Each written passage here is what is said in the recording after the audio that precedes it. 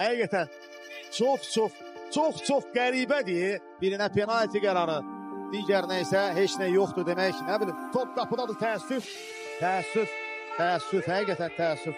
Vaxtımız var, mübarizə aparacağıq. Bu nə ilkdir, nə sonuncudur. İsmail Elvin'den ötürmez, zərbə və gol!